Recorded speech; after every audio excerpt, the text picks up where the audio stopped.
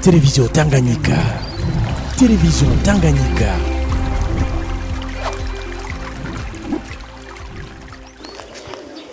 Bakunzi ba televiziyo Tanganyika turabaramukije turabahaye mwamutse canke nkiriwe bivanye naho muherereye kuri uno munsi uri hejuru je mubona ngaha imbere yanyu kuri kamera ni Nadege Izerimana umunyeshamakuru wa televiziyo Tanganyika.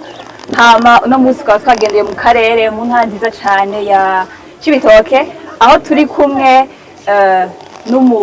n'uwo twagendeye muri ako karere umutware aho aza kwidondora akababwira uwo ari we hama turabagira ico tuza kuganirako uno munsi rero twagendeye hano mu karere iwawe washaka kwidondora ukidondora yuko dukurikirana.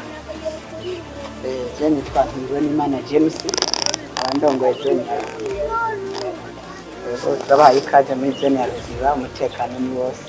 Murakoze cyane ndagushimiye ko utugiye ku mutekano ari wose mundi uko nako ndagira ubwoba ngo avangira ikibazo ariko kumbwiye ko umutekano ukwiye naje gira ntekana tuganire neza.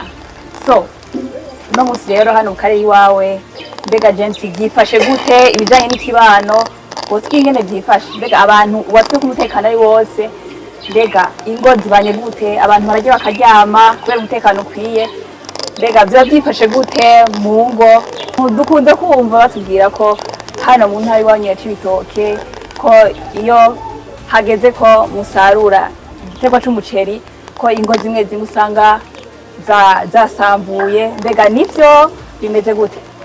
Twe musanze twasigura mu zone giherereyemo aho dushike haheze imyaka 2 n'ushatse kuzana mu baragira kabiri bivanye n'amanama tusigura bene gihugu turamusohora mu baragira kabiri ari uzanye bitewe n'amategeko tukamuca amande tukamusubirayo rero nukuvuga ko twakoresha amanama asigurira abene gihugu kutagira abagore benshi iyo ugize abagore benshi bizana injyane mu miryango. Wongira wize amategeko ko ndumura yakurikiza cyane rwose. Hariho n'ikindi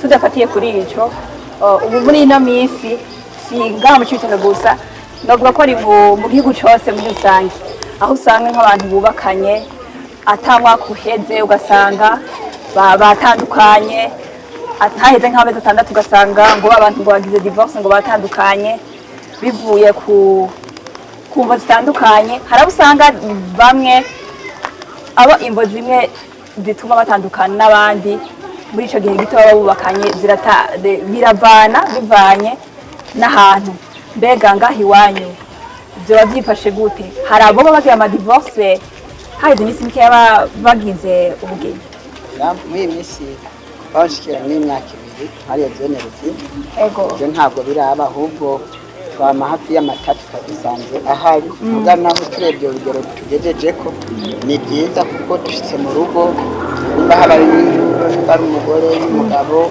turabwiza ukuri umuntu wese kubyo kubimwega hama akabona ko yari yinjiye nabi akinjira mu kosa. Rero turabye cyagabanutse ku rugero rushimishije. Murakoze cyane.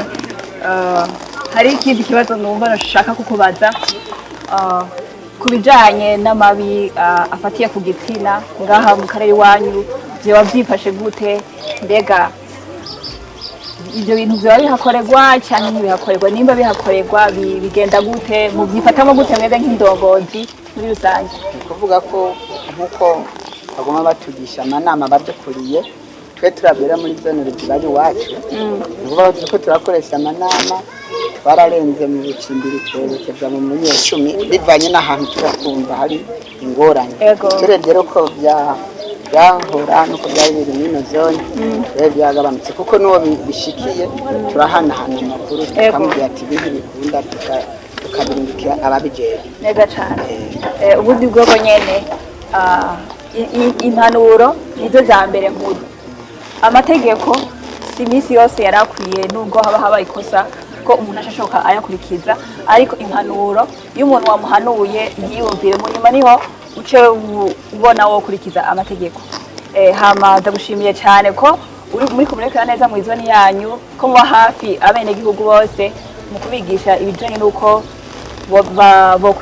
bokwitunganya mu kibano bakirinda kuza barasambura ingo, kuko ubundi bwogo iyo wubatse bari bakwiye kuja kubaka bazi ivyo bagiyemwo, bazi ko atari ibintu uzovamwo, ni ibintu wabigiyemwo ubishitsemo nyene nta kubivamwo, wagiye utegereza kwemera ivyo uko uzosanga bimeze kose, utegereza kugumayo.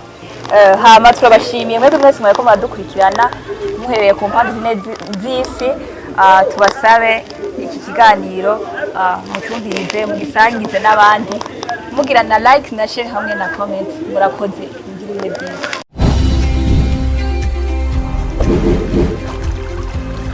Télévision Tanganyika. Télévision Tanganyika.